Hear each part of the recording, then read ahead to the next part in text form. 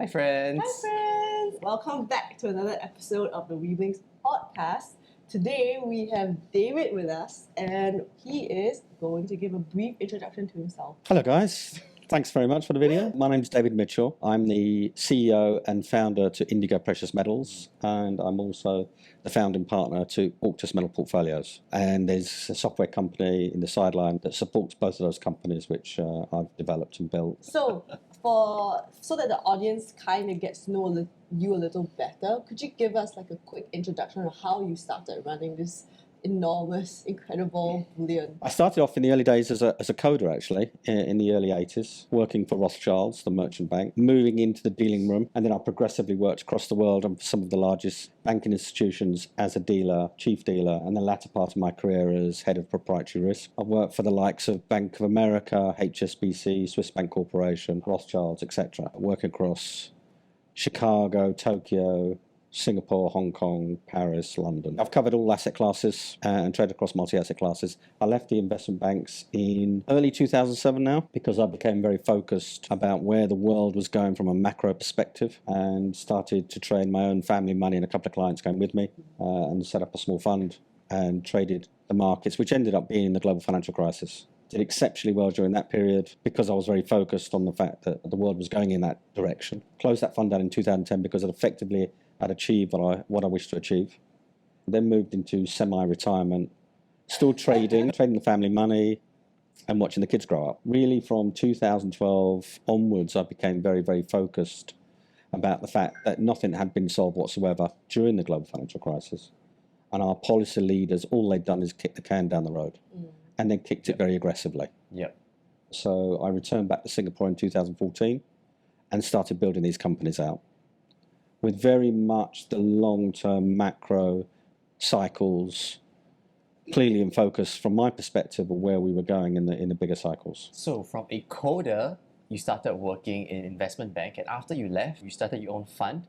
Then you semi-retired, and now you're running a precious metal bullion. You said goodbye to retirement, right? Said goodbye to retirement. Enjoyed it in that small little gap of retirement, which was fantastic in Spain. But the overriding macro was much more important for myself, and quite a number of clients kept on asking me, come back out. Yeah. So you know to retire. So I guess why move into precious metals? Yes. Considering my career background, I mean, obviously, considering I've covered all asset classes across varying different degrees of time frames, from short dated to medium term to long dated trades, mostly in the derivative markets. So moving into the physical realm, the physical commodity realm and the physical precious metal realm is obviously a big jump. But that's predominantly led by where the macro is leading us, or where the macro is leading me. I'm very focused on the macro, so I'm agnostic about asset classes. I really not interested if it's property, equities, commodities, precious metals, NFTs, Bitcoin. It really doesn't matter. It's the macroeconomic landscape that would dictate where I need to be and where my clients need to be. Why does the macroeconomic perspective point you towards physical precious metals? So we've moved into effectively a global debt crisis, a very dramatic global debt crisis. From any particular perspective you wish to look at, it's the largest global debt crisis in recorded history. And leading out from that has repercussions and reverberations throughout the system. So you're going to have counterparty risk, force majeure risk. We've got an extreme quadrillion derivative market. We've got a shadow banking market that's 30% larger than the traditional banking market globally. And we're moving into a global monetary debasement event, which we've been in for the last few years now, which will only pick up speed. And hence, hard assets with the least amount of counterparty risk is all important moving forward from here. Could you explain to me as well as the audience what shadow banking is? So you've got traditional banking, obviously, which are commercial banks like UOB or DBS, HSBC, Bank of America. And then you've got financial institutions that fall outside of that realm, that fall outside of the regulator oversight. And they've moved into the market predominantly over the last 10 or 15 years quite rapidly and grown quite rapidly. They provide finance and leverage to the system. Yeah. and in fact overtaken traditional banks Right. in offering. So when accounting for the banking system and what's going on in the banking system at the moment, you should not discount what's going on in the shadow banking system. At the end of the day, you're more interested in what the overall economy is doing. Let's talk a little bit more about precious metals first. So I'm curious, let's just dive a little bit deeper. Gold has been on a tear recently. It's been going up incredibly well. I keep thinking I'm going to wait for a pullback. Never happened. And so it keeps going up higher and higher. So do you think this will continue going on for the foreseeable future? From a cycle perspective, 2023 was always going to be the start of quite an exciting year for us. Leading into 2024, we're expecting much larger appreciations. And then if you overlay the macro, you've seen the banking crisis globally. You cannot look at what the microcosm of Singapore. Looking at global commodity markets, you've got to have a full overlaid picture of what the global macro picture is doing. Now, people tend to think of precious metals, particularly gold, as an inflation hedge. They're not. In much longer 20, 30-year cycles, it can be called an inflation hedge, but it's a crisis hedge. Quite clearly, it always has been a crisis hedge and always will be a crisis hedge. And the crisis seems to be blowing up. You know, the central banks have said that they'll raise rates until they break something. Well, they've well and truly broken something. The debt dynamics that we have, when we've got a Mount Everest of debt globally, and them raising interest rates at the fastest rate in all of recorded history, will break something. And the banks are in trouble. The shadow banking system's beginning to crack. And we've got problems across the pension fund system. So, and hence you're seeing momentum, you're seeing real high net worth beginning to understand that and beginning to move, to diversify. So you think that 2023 is just the start, and moving into 2024, we're going to see an even larger rise? This is going to be a much bigger cycle into, and I don't want the viewers to get all depressed about the length of the cycle, but overall this is going to lead us into the year 2032. Really long cycle. Yes. So how do you see that from 2032? It's a decade. So how does this cycle supposed to play out? It's more to do with how we're going to get out of the global debt crisis, what the new monetary system is going to look like. We have got a new monetary system that's coming. The BRICS are talking about a new monetary system. How we're going to deleverage the system. And then you're talking about the concentration of global capital that's in the traditional markets of equities, property, and the bond markets or debt markets, and the shift out of that into what we call the real economy, which is commodities. You know, human beings cannot survive without commodities. And then you've obviously got the Western hemisphere, the Western nations, which also China and the rest of the world are beginning to marry, I mean, particularly China, about the decarbonisation of energy production. So that is an enormous commodity infrastructure build-out. So the real economy, the commodity market, has been, over the last 10 years, has been like throwing the baby out with the bathwater. Yes. Global capital is concentrated in one area and ignored the global commodity markets. And hence you're seeing these extreme supply-demand deficits and tightness appear across the whole spectrum of commodities and the infrastructure around the commodities. So global capital flow competes with equities, bonds, and property. And the market that competes for that is what we call the real economy, which is global commodities, the infrastructure around global commodities, metals and precious metals. Talk a little bit more about that, comparing the commodities to the rest of the economy, because I feel that most people would think that equities, bonds, that's the economy, that's what they understand, because... No, that's the financialized economy. So what's the difference? Why do you think capital is going to leave the financial economy down to the real economy moving forward? We've seen this event 3 times in history since the year 1900. Previous, this is what we believe is what we call the fourth turning. Now, the markets that you're talking about, which is the property market, the equity markets, and the debt markets, is the financialized economy. This moves, and our policy leaders did a fantastic job coming out of the global financial crisis. They had public policy. They had a public policy to re-engineer and reinvigorate the property market and the equity market. If they drive those two markets higher, everyone will feel richer. The economic wheels will start turning again, tax income and corporate tax income starts rolling into the government coffers, and the wheels are moving. They did a fantastic job. In fact, they've done such a good job, too good a job, that they've grown to the largest bubbles in all of recorded history. We're in extreme bubble territory. And so that's your financialized economy. Then you've got the real economy. So why go and dig a copper mine in Australia or plant a wheat field when I can buy a HDB in Singapore and make more money? So global capital flow was pushed by our policy leaders with 0% interest rates, what we call quantitative easing, which is basically money printing, which they flushed directly into the bank's balance sheets to reliquidate them and allow them to push funding and leverage into the property markets and the equity markets to invigorate those markets. So global capital flow was forcibly pushed into that. And it garnered a momentum on itself as markets start to rise.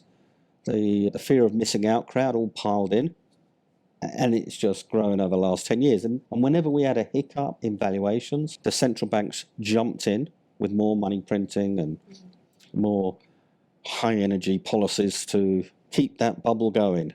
But what we suffered from is the real economy, and the real economy suffered. So to give you a simple statistic, between the year 2008 to the year 2022, on average, the demand for global commodities has increased by roughly 40%, but capital investment into the commodity markets between 2008 has grown roughly by 0%. I guess that reflects why we see so much trouble with oil prices as well, because if there's no investment in these areas, we cannot extract more oil, so energy prices are going up. Is that a reflection of what's going on?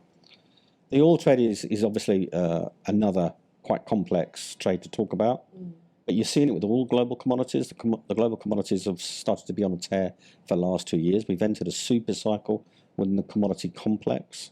And we need much higher prices in commodities to attract global capital investment, to invigorate new supply lines coming on board.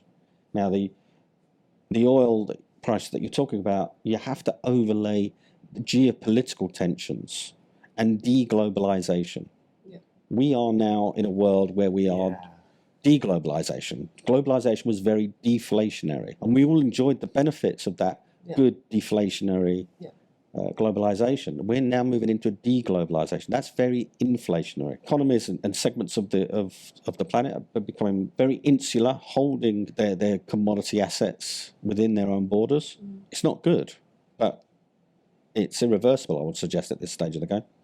Geopolitical tensions is guaranteeing that the rapid nature of deglobalization. So, and then you've got the BRICS, obviously, which is obviously the emerging markets creating their own monetary system for trade. And the vehicle that they are developing is very, very positive for global commodities. Do you feel like the BRICS could work though? Because it's a combination of countries that are very different in political ideology, culture, and even within the EU, it's so difficult for them to already work together versus companies like Russia, China. Do you think that they would be able to work together? I think the world is sick to death of the US dollar hegemony, and that's pushing nations together. The US weaponizing the US dollar and the clearing system, especially against Russia and various other nations, Iran, etc., has upset sovereign powers. And at the end of the day, they're more interested in trade and growing their economies and enriching themselves. And weaponizing the dollar is only going to force them to create a new system. Now, can those nations get on? Look at Europe. You know, you've got completely different cultures with completely different languages. And they've managed it so far, although I wouldn't suggest that I'm very positive about Europe. Europe is it's not the most attractive thing on two legs at the moment. But do you think then this is temporary? Because it's kind of like my enemy's enemy is my friend. It depends on the strength of the system that they build. And from all analysis that we're looking at, for example, Zoltan Pozsar of Credit Suisse has done a great deal of analysis on what the new BRICS currency system is going to look like. If they build it with strength in mind from a member state perspective, no one's being penalised or strengthened artificially over one another, then there's a very good chance that it could be a very strong, long-standing currency system. Do you think it's going to be happening within the next decade? I think it's going to be happening within the next 3 or 4 years. Well, that's very, very fast. Yes. Because if something like the BRICS, yeah, I think the US dollar is going to fall tremendously. The Chinese have already announced that they want to push it out live within the next 3 to 5 years. And a lot of the hard work and the plumbing of the system has already been built. Now it's all about agreements and signing agreements. Oh, so they have already progressed to a point where they know how the system's going to run. Oh, yeah. Oh, it's very, very Have far they ahead. released Yeah, you can research the information of what they built. I can send you a couple of papers if you like. Yes, that'll be great. It's quite heavy reading, so Right, okay. I wouldn't. But just understand that a new system is coming, obviously. The system's going to be built around commodities, and a revaluation of commodities is part of the agenda. That's obvious anyway. We'll do the readings. So if this were to happen, what do you think is going to happen to the Western economies? So if we have something like the BRICS that appears, do you think the US is going to still remain as a superpower without their strong financial system and their current position as the world's reserve currency? The US isn't going anywhere. The US will remain a strong economy. I mean, if you compare, for example, the American economy versus Europe, the American economy still looks extremely productive. It's got concentration of high technology, it's got robotics, it's got artificial intelligence. It's not going anywhere. What you need is a rebalancing of the system. Basically, a fire through the rainforest. Fires in rainforests, or fire not in rainforests, but in European and American forests is healthy because it destroys the bush that can start major fires. Now, what our policy leaders have forcibly not allowed these forest fires to appear, allowed the bush to grow. The next forest fire that's going to come is going to burn the whole forest down because they've not allowed Mother Nature to do what it needs to do. And that's how our systems work. We need a balance in it. Recessions are healthy, and we've not been allowed one for a while. And hence you've seen these extreme deviations of valuation metrics. Yes. You know, I speak to clients and they talk about house prices going up forever and ever and ever. And I say, yes, and trees also grow to the moon, apparently. Things they have a natural limit to them. We're very much there. You're seeing the housing markets crack around the world. Obviously, Singapore is somewhat of a small bubble. You've got a concentration of Chinese capital coming in as of late, which is helping to drive your prices up again. But the rest of the world is cracking, and the banking system's getting tighter. So we're heading towards a global recession, very much a Western recession, but it's likely to be a global recession. Instead of like going to depression and running around like headless chickens, so what do you suggest the first few steps the audience could take? I mean, obviously a debasement in the monetary system is front and centre, which as normal people, that appears as inflation. So food prices and energy prices are rising much faster than their incomes are rising. Yes. So hence, budgets are becoming much tighter. Particularly in the West, you're seeing mortgage rates move higher. So people with mortgage loans, they're seeing very rapid change. So their budgets are being really squeezed. So rents have gone up, mortgage payments have gone up, energy prices have gone up, so your utility bills have gone up, your food prices have gone up, your kids' education's gone up, but your income hasn't. Yeah. It has not stayed in line. And, if you look at CPI or core CPI, which is the government's statistics, that doesn't reflect on real inflation. So people's budgets are being squeezed. So that's the first thing to really understand how you're going to weather that storm and to cut back on unnecessary expenditure and don't continue to borrow. Yes. Yes. It's getting very expensive to borrow now. Yes. But then understand what's going on with your own portfolio. If you're running a portfolio and you're investing, understand where the weaknesses are, understand where you're going to see strength, how you're going to protect your money, how you're going to grow your money. I would not suggest that the equity markets look very favourable at all at the moment. Which is where most... And I can't see how you're going to get any more capital yield on property at the moment. That story's dead. But a lot of people have their money basically stored in property. So how would they hedge themselves? What would be a good way for them to hedge themselves against the property market? Would buying commodities be a good way? The commodity sector is going to see an enormous revaluation over the next 5 to 7 to 8 years. And it's going to be one for the record books, I would suggest. Why do you think so? Pure mathematics. I mean, at the end of the day, I base all my trading from is just numbers. It's a numbers game at the end of the day. And we have such extreme tightness. For example, the likes of Jeff Curry of Goldman Sachs is is writing many reports about the situation as far as the commodity sector is concerned. And the super cycle within the commodities, a massive revaluation has to happen, especially as the world continues to deglobalize, geopolitical tensions get tighter, and there's no new supply coming online. Why is there no new supply coming online? Because CapEx hasn't gone into the commodity markets. It's concentrated in trying to make more money on Tesla shares and Alphabet and Google and NFTs and Singapore HDB prices. So global capital has to now change direction. And like I say, there's been 3 events in the last 120 years that it's happened. 1930s, 1970s, and 2002 to 2011.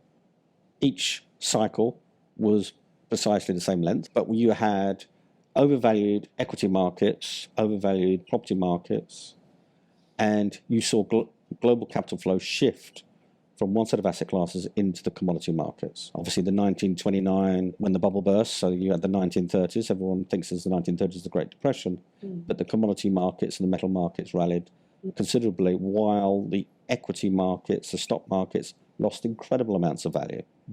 Same as the 1970s. On average, each cycle you've lost on average 60 to 65% in real value. In nominal dollar terms, in a high inflationary market, the stock market doesn't look like it's going anywhere because they're just printing and printing and printing. Yeah. So if you're valuing the property market in dollars, remember, currency is being devalued on a daily basis, 365 days a year. So if you're valuing the property in a currency that's being devalued, in nominal dollar terms, it doesn't look like it's doing much. But in real terms, you're losing incredible amounts of wealth. And on the contra side, within the commodity markets, they revalued on average anywhere between 400 to 600%. So what about now? So equities have fallen about 30%. It's currently sitting about 20% from all-time highs. Commodities, they are reaching, at least for gold, it's close to its previous all-time high compared to the past 52 weeks, if I'm not wrong. Do you think that equities is still overvalued now that it has come down quite a bit, 20%, if I'm not wrong? Yes. Yes. So, Without a doubt. without a doubt, Yes, 20%, still too high. we're heading into a recession. ISM, PMI surveys was clearly indicating that we were heading into a massive slowdown. We expected it to happen at the beginning of 2023. The reason why it was delayed somewhat is because of central bank and treasury action behind the curtains. Now, with them continuing to raise interest rates, and now the banking system is cracking, where money is moving out of the banking system and moving into money market funds so they can get higher yields. This is draining liquidity out of the banks and seeing them having to realise enormous losses on their debt instruments. The banks and the shadow banks are the ones that provide the capital into the market. So with this natural contraction, this is now guaranteeing a move into a significant recession at this stage of the game. And in a significant recession, or any recessions for that matter, debt explodes. It grows. It grows exponentially. So you're looking at a massive increase in debt with a massive slowdown in the global economy. That's going to hit the stock markets. It's particularly going to hit high tech, NASDAQ, for example, because they're particularly leveraged as far as the necessary income of debt and leverage to support their business models. So the markets are going to get hit. The markets are going to move lower in a recession. So you're thinking it's overvalued right now because when a recession hits, its current valuation is still very high, At the moment, valuations are still ludicrously high. even after it's fallen 20%. So how Yes. much do you When- see it falling to be, not without a doubt, overvalued? I don't have a time machine, but a further fall of another 20-25% I would suggest is quite conservative. Conservative. Yeah. Wow. So we're looking at like a 50 to 60% drop in the equity market. That's a lot. Which That's is like, basically- Yeah, but that's healthy in the larger scale. If you look at if you Yeah. pull out and look at longer term charts, that's extremely healthy. wow, it's going to be very painful. 50 to 60% of wealth is going to be destroyed from this. But then it's a recovery, and we're suggesting from a macroeconomic perspective, you're not going to see a quick recovery. It's going to fall. It's going to look like a long L. It's going to fall and then stay at lower levels for a very long time because you have to eradicate these concentration of capital in the wrong places at the moment. The system is now forcing a rebalancing of that. Okay, so that means when the recession hits, capital is going to leave the equity market, but capital always goes somewhere, and most likely we think that the capital is going to flow back into the real economy, the Yes. commodity market. As you rightly said, capital just doesn't disappear, it moves. It's like a giant river that goes around the world. And you want to be the first mover. You don't necessarily have to be the first mover, you just have to understand that there's a bigger decade-plus trend underway and ignore it at your peril. And the bigger trend is capital is going to leave your traditional equity markets, bond markets, maybe property as well, and it's most likely going to be flowing back to the commodity side. Yes. Cool. So within the commodity sector, where do you think, I'm going to be guessing it's precious metals, but where do you think are the best places to put money in the commodity sector moving forward? Well, we don't just invest in the core precious metals, which is gold and silver. You know, we're looking across a whole spectrum of metals. The reason why we concentrate on the precious metals per se is within a crisis, as money starts to move, precious metals tend to be the largest, best way to put it. Precious metals tends to see a greater concentration of capital initially. Money wants to protect itself. It moves into hard collateral, zero third-party counterparty risk. You've seen it with central banks. Central banks are not buying diamonds or property. They're buying gold. They've been buying gold hand over fist since 2010. Every single year, net, they are buying every year since 2010. This is the greatest buying spree by central banks we've seen since the 1960s. Central banks are also buying up gold. Central banks are buying physical gold. Even the Bank of Singapore buying physical gold as a diversification of their own balance sheets, because they understand that currency has to lose value because we're in a debt crisis. We can't grow our way out of this debt crisis. We can't default on the debt crisis. So we have to instigate financial repression, which is basically a slow destruction of the value of currency, which is what we're seeing.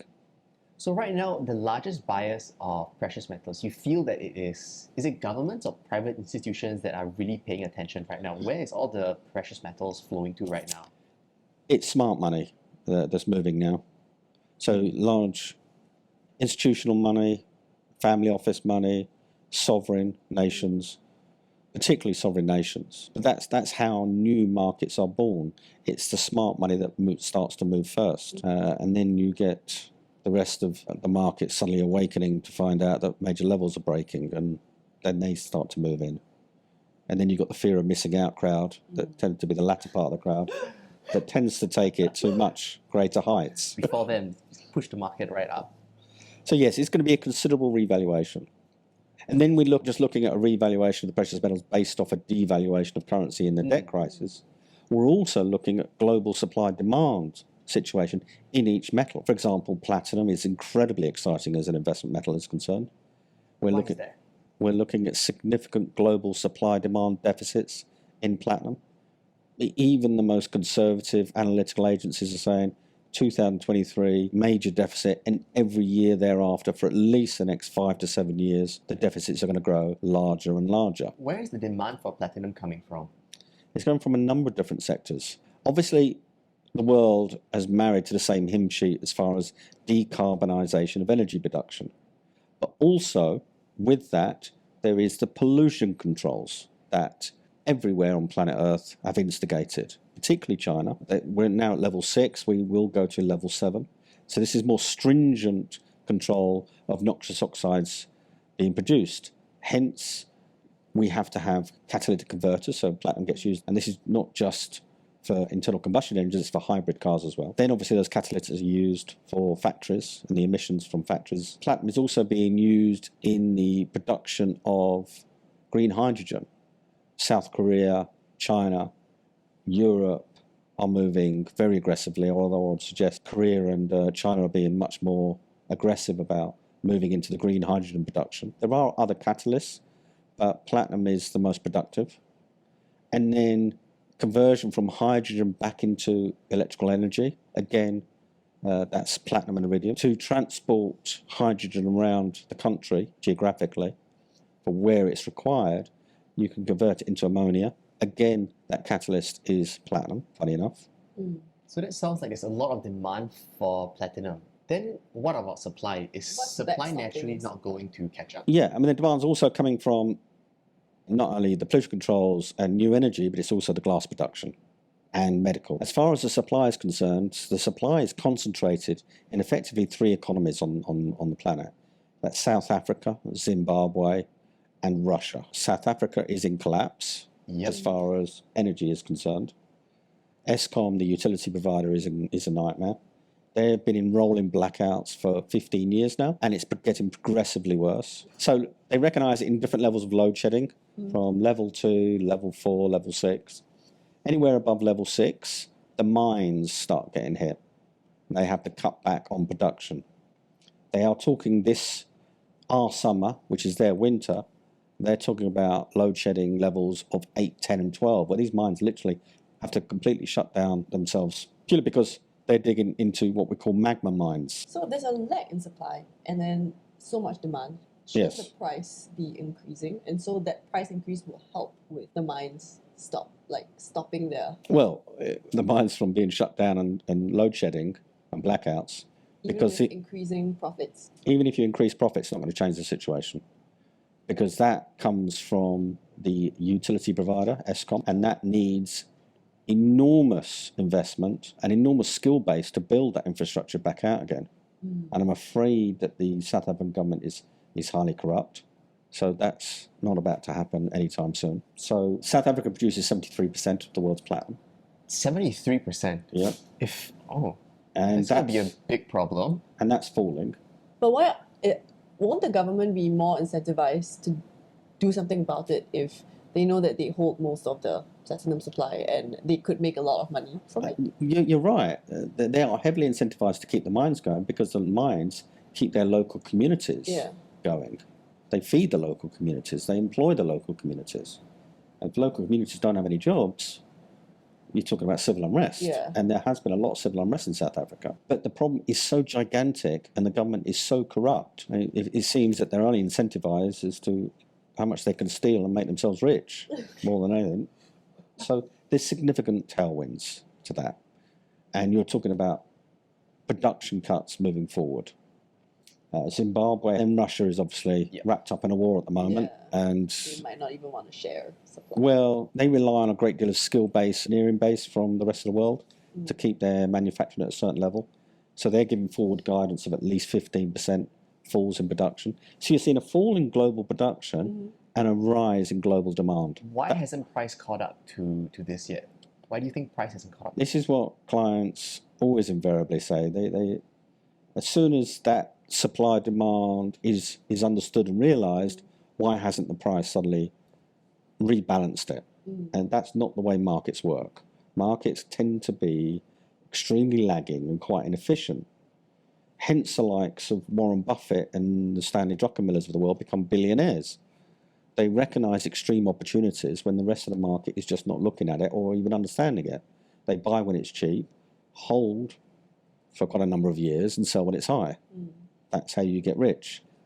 That's how markets work. We saw the same thing in palladium and rhodium in 2015, 2016, where rhodium moved from below $1,000 when I was getting my clients in to 20 months ago where it traded just shy of $30,000 an ounce. That's over 30 times your money. Palladium did the same thing, not 30 times obviously. It went from roughly 250, 300 to 3,500. Platinum, that whole shift has changed for platinum now. And there will be a wake up as the market starts expecting, the industrial base just expects the platinum that they need, and when it's not there, prices tend to move and escalate quite quickly. And the investment market does not like to move in until they see prices start to break levels on the charts. So from a medium to long-term investment perspective, I, myself, my colleagues, this is an incredible opportunity. So we're just buying platinum whenever we get the opportunity. So within the metal space, you feel that platinum has a much larger chance, much higher beta compared to silver or gold at the moment?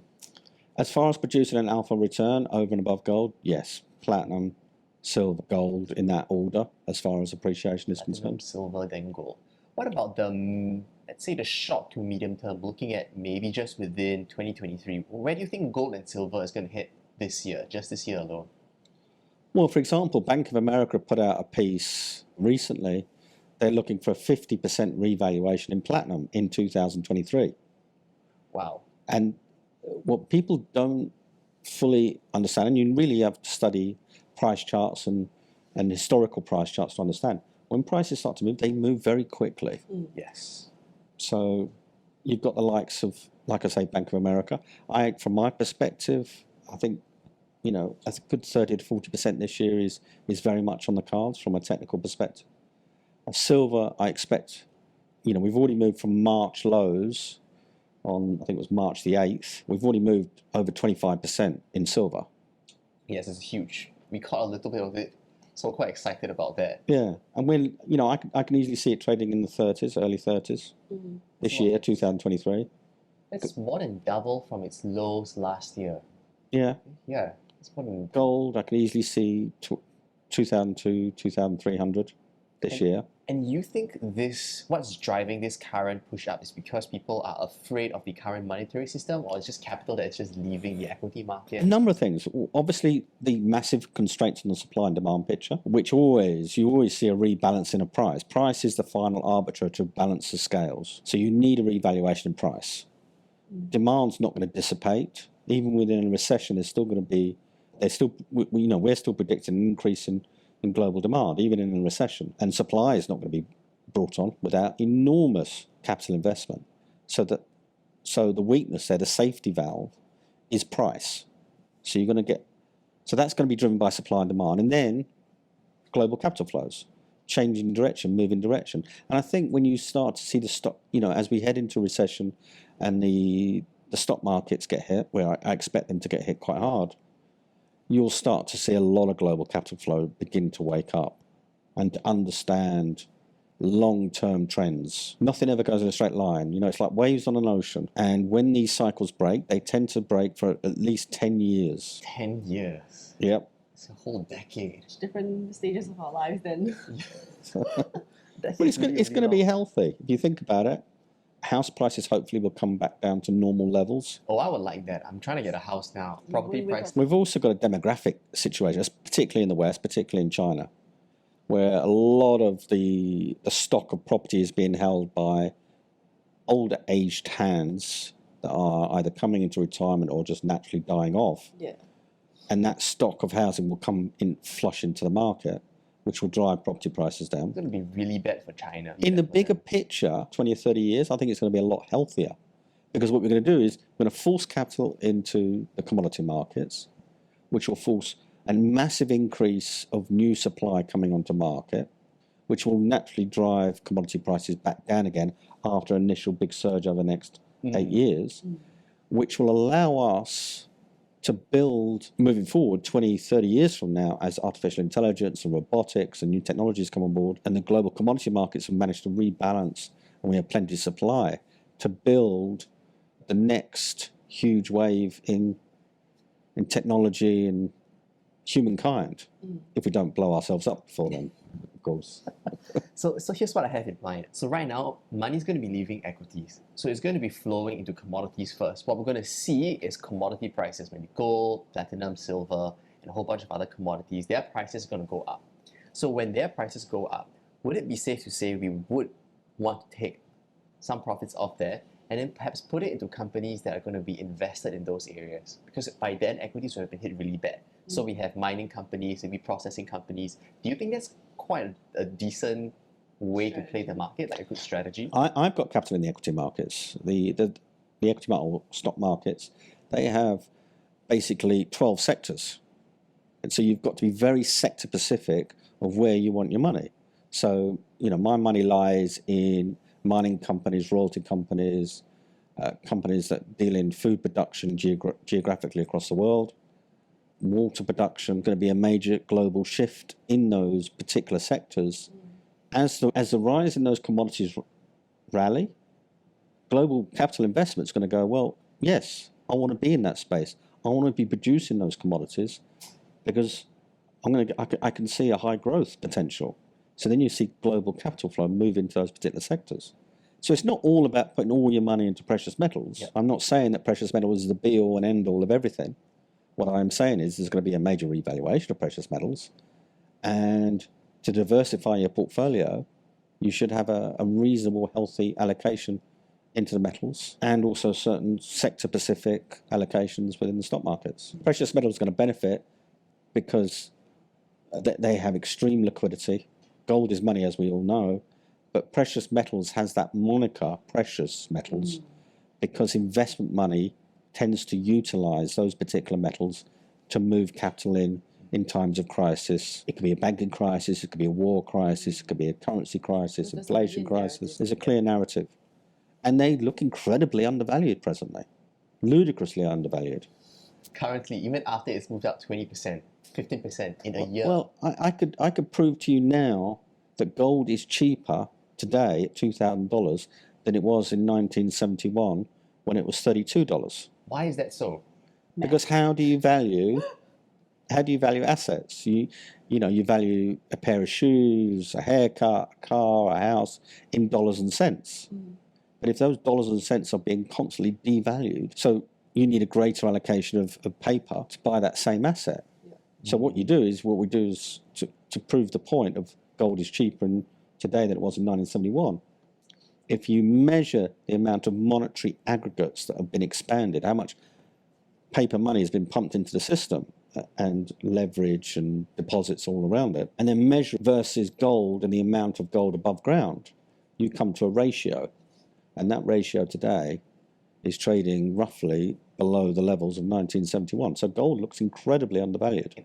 Less than that compared to when it was on the gold. Well, I think the last I looked at from a numbers perspective is roughly anywhere between 0.5 to 0.7%. Okay, So- much smaller. Yes, so you need a major shift. Wow, yeah. Then like a gold will be like $10 or even less than that in the monetary terms. Yeah. Don't get me wrong, I'm not saying that gold is going to the moon, but a very healthy revaluation is on the cards. Okay, so for people who are not very investment savvy, so you've talked about the macroeconomy. We understand that money is going to be shifting out from the equity markets, most likely back into the commodity markets. Yeah. So as a layman, what is the best way that they can position themselves to take advantage of this? Like, what are the steps? Should they go out to buy precious metals? Should they buy physical metals? Or would let's say, a platinum ETF be a good way to get exposure? What do you think is the best way that they can take advantage of this and also protect themselves? ETFs are a trading vehicle.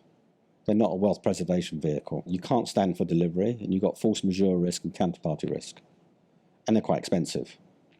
Physical allocation comes with lots of benefits from a tax perspective as well, although Singapore, any asset classes, you're tax-free over here, but the rest of the world has tax constraints, but precious metals avoids that in a lot of places. So precious metals looks very attractive. It does not have any counterparty risk. That's a major benefit. And you can see substantial revaluations in these metals. We have already seen. If you look at Auctus Portfolios, we've managed to garner a roughly, 840% net return for our clients, and that's in physical space. So clients should obviously have, in my belief, should have allocation to metals, but don't overpay. Look for the best size product, the lowest margins. I mean, obviously we can help. We help our clients every day on recognizing what the best products are and what are the best times to buy. Understand the cycles when you need to rebalance out of it into other asset classes. Understand what we're facing here and how long that cycle is going to be and where you're going to see your bang for your buck. And in equities, I'm not saying sell all your equities. I'm saying understand that technology stocks are probably going to get hit harder than the rest of the sector, I would suggest. Be very sector specific. Be very strategic in where you put your money. You shouldn't be simply throwing it to the S&P 500. Like the SPY is very skewed towards technology, so they should be thinking about how to really be more specific with how they invest. Perhaps they should look at other sectors that could benefit from this shift in the economy. Exactly. All right. So, and we also covered that ETFs, the biggest danger of ETFs is counterparty risk, and it's also a little bit more expensive. And of course, if you're in Singapore, it's tax-free. But if you are if in you're in America. America, if you buy an ETF, you sell it, you have to pay tax. Exactly. Yeah. But if it's physical metals, you don't have to pay tax. Well, think about it. There's only a certain amount. There's only a certain volume of physical in the market, and as you start to see that global capital flow shift into the physical, where they don't want counterparty risk, they only want physical. Where's all the physical going to come from? So the premiums for physical is going to rise substantially. In 2011, I was seeing premiums on silver, for example, trading at 50, 60, 70%. 50%? 70% above paper prices of silver. So as the world starts moving in, I mean, America's on fire at the moment. The demand for physical precious metals in America is absolutely huge. In Australia, the demand for physical precious metals is off the radar screen. And what it's doing is tightening the physical market. Now, when Asia properly wakes up and Europe wakes up and starts following the same investment patterns that these two other giant economies are doing, I mean, South America's big in metals as well. Where's all the metal going to come from? So not only are you going to see appreciation in the price, you're going to see an appreciation in the premiums themselves.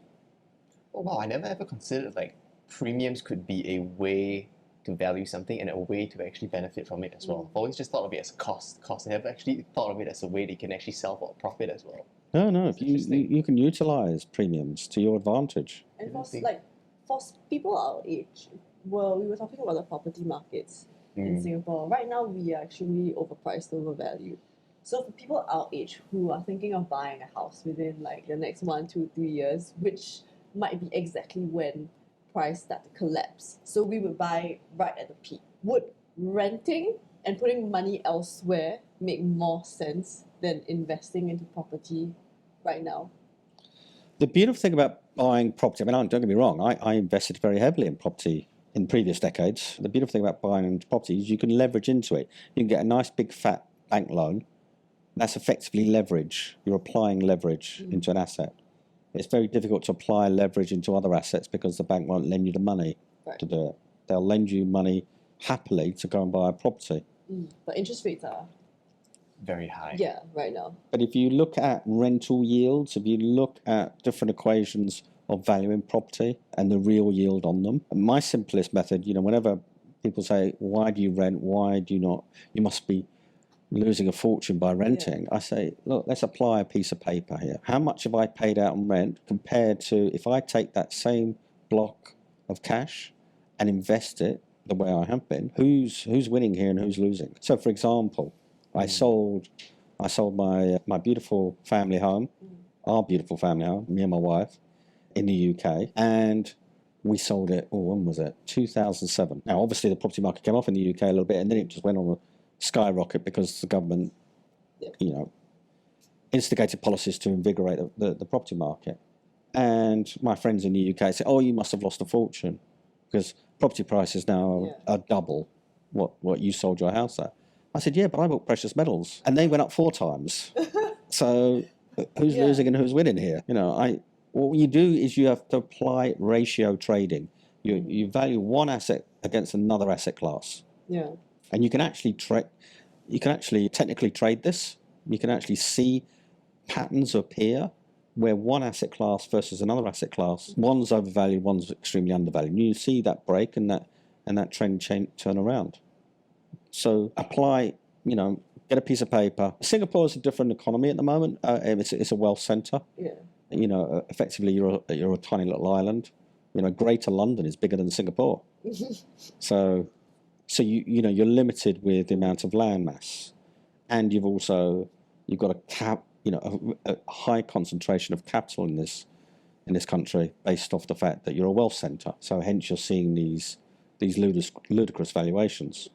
You're beginning to price yourself out the global market, and hence property prices will come off. I could easily see them. I was here in the early 90s when you had the last half decent property market sell off. And I can't remember the exact percentages, but I think the market came off roughly 20 or 30%. I was like 20-30% off my HDBs. But not if you're buying it now. Yeah, I don't want that to happen. Yeah. The market dropping from here 20-30%, it's going to be exceptionally healthy. I don't know why people think about it negatively. It's going to be exceptionally healthy, especially for the new younger generations that can build a life for themselves. Depends, right? If you're the one that bought right at the top, then If it's not healthy, it's not healthy at all. It's not healthy Let's keep at it all, high. Let's keep it growing. yeah. So it really depends. Well, at least for me, I know I want a property market to collapse. Please, just a little bit May before not I get my collapse, house. Yeah, dip. A minor dip, so not everyone's dip. affected. A dip. Let's call it a dip. A dip. Can we elaborate a bit more on the 10-year cycle? On the what, sorry? On the 10-year 10-year cycle. It's actually more accurately a pi cycle, which is 8.61 years. So we take the number pi and divide it by the number of days in a year, and then we come to roughly 8.61 years, roughly. So how do you come up with, or how did this number come about? And why do you think it is something that will repeat itself over and over again? Humans always repeat themselves. Fair point. I'm afraid my analogy, which many people probably won't like, human beings tend to have the memory span of a goldfish. You know, most people that I talk to seem to forget the global financial crisis. They think that central bankers are all powerful. And if central bankers were all powerful, what was the global financial crisis all about then? They lost control completely. They tend to lose control quite regularly. So people forget, people get excited, they tend to move into an asset class. As it's moving higher, they all tend to pile in. And this is what's created the cycles. Now, cycle analysis has been around for many hundreds of years. In fact, the Egyptians studied solar cycles and weather cycles. We've been studying cycles since the dawn of time. If you're looking at longer term analysis, cycle analysis can be incredibly forecasting tool. It can be near enough close to a crystal ball. What you do is you overlay different levels of macro analysis on top of your cycle analysis. But if the numbers are adding up and various forms of your analysis add up, they tend to be quite fortuitous in recognizing new trend development. Something we noticed about for the equity market as well, but every 8 to 10 years you get some sort of recession going on, and true enough, it's been playing out very similarly to that as well. And this cycle particularly is one of the most overextended cycles we've ever seen, driven by our global policy leaders in trying to invigorate this global debt crisis that we're in. And you can't forget the cancer of all of this is the global debt crisis, and that has repercussions. We have to pay the Pied Piper. I want to pay it. But someone has to pay it. If the audience, or even us, if we want to invest into precious metals, how do we get started? Take advice from a half-decent bullion dealer. You've got to sit down with members of my team and really grill down of where you're going to see the best performance in which particular metal, and then understand which products best suits your budget and best suits your overall allotment. If you don't have a large size funding, I would always suggest gram savings is the way to go to get you into the trade. When you get up to a certain weight, it's a free swap for a physical product. So you can actually do weekly savings or monthly savings depending on your budget. So let's say my budget is like 50 a week or a few hundreds a year, a month. I will put the money into indigo precious metals, right? So indigo precious metals, we website. we sell obviously gram is physical metals that has to support any gram savings plan, and we obviously sell a full variety of different products across all the different metals. But yes, I would start there initially. So it gives we'll you buy into gram savings yeah every week or every month. Yeah. So we hit a certain threshold, and then I'll be able to exchange that for physical. And it's a great way of cost averaging into the trade anyway. Yeah. You get the right allocations of the metals that you should be. We believe that as your allocation builds and gets to a certain size, you can swap those gram savings for a physical bar in your possession, no extra cost. It really depends on your understanding of the market. You really have to have a very, very strong understanding of the global asset markets and the global macro picture. From a reasonable conservative standpoint, liquid assets, I would suggest bare minimum is 20-25%. Now, most fund managers will say 10%. Yes, they're right. 10% in a normal market. This is not a normal market any longer. So from a bare minimum, I would suggest 20-25% of your asset pool. Non-conservative people like my good self, I won't even tell you what percentage I've got, but it's well north. But then I understand the market and the time frames that you need to be in and out, which we can help clients with, Yeah. but 20-25% minimum. So if someone's buying into and through indigo precious metals, is there a way that they can also access the wealth of your knowledge as well? Do you put out any papers that we can read?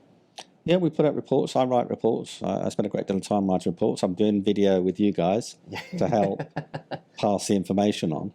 Education is something that we tend to concentrate on, myself and the team. We're very, very focused about educating our client base and making them sure that they understand what they're doing. If it's requested of us, we don't, throw ourselves onto our clients as they walk through the door. But if you request that you need help, we're there to help. So even those with like smaller budgets and are in investing in gram savings, they would also be able to access all these information and get. Yes, of course.